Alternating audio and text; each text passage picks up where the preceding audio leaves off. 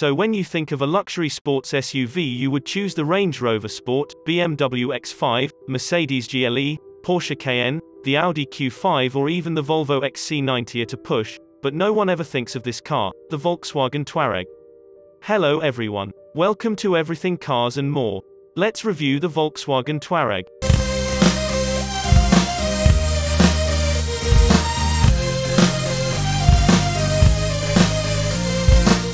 So, looking at the front of this car, it is not like many of its rivals, as in it has this smooth and almost bubbly shape.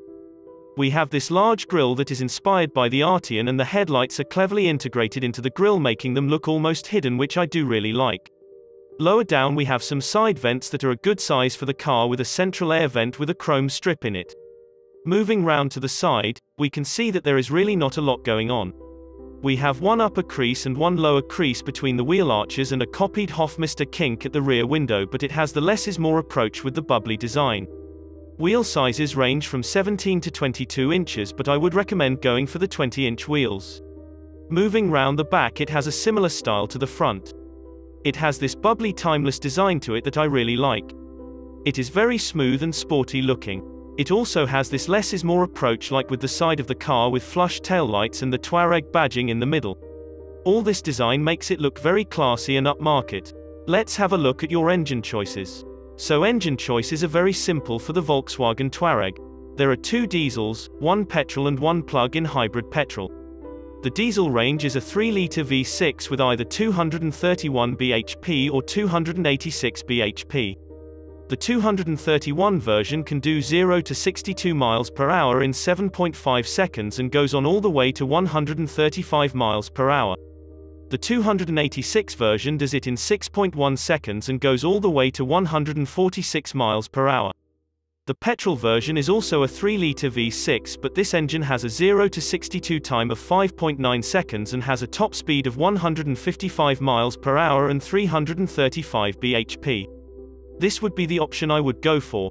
Finally, you can get a plug-in hybrid option, which has the 3-litre V6 petrol engine mated to an electric motor to create 330 bhp. The battery pack is 14.1 kWh in size, which makes this a 4-wheel drive system and can do 28 miles on electric-only mode. The only sad thing is that this engine is only available on the Touareg R, which is an eye-watering price of £71,995. That's expensive for a Volkswagen. The normal VW Touareg starts at £43,965. So on the inside you would not expect this to be a Volkswagen. It has a very different feel inside compared to your normal Volkswagen, and this makes the car feel more exclusive. To start with, you have two screens, one 12.3-inch for the instrument cluster and a 15-inch for the infotainment. Talking of infotainment, this infotainment is exclusive to the Touareg, and it is very easy to use and is well laid out.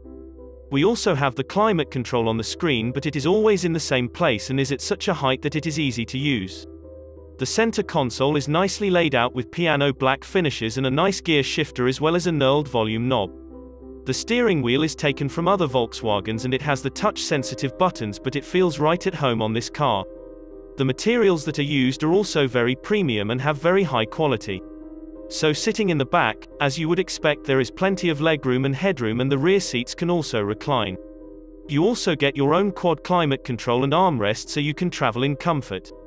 So looking at the boot, you have an 810-litre boot with the seats up, and with the seats down it is 1,800 litres. What I would recommend though is that you add the optional air suspension.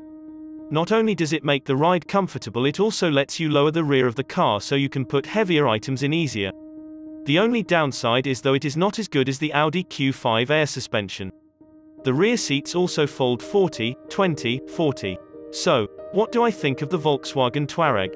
Well, I definitely don't think it should be ignored, because it is such a good car and it should be just as popular, if not more, than the other cars. The only downside is that it has a Volkswagen badge that you would find on a £12,000 Volkswagen Up. If you liked this video, then please don't forget to like and subscribe, and whilst you are at it, hit that bell icon to get notifications when a new video comes in. See you in the next video.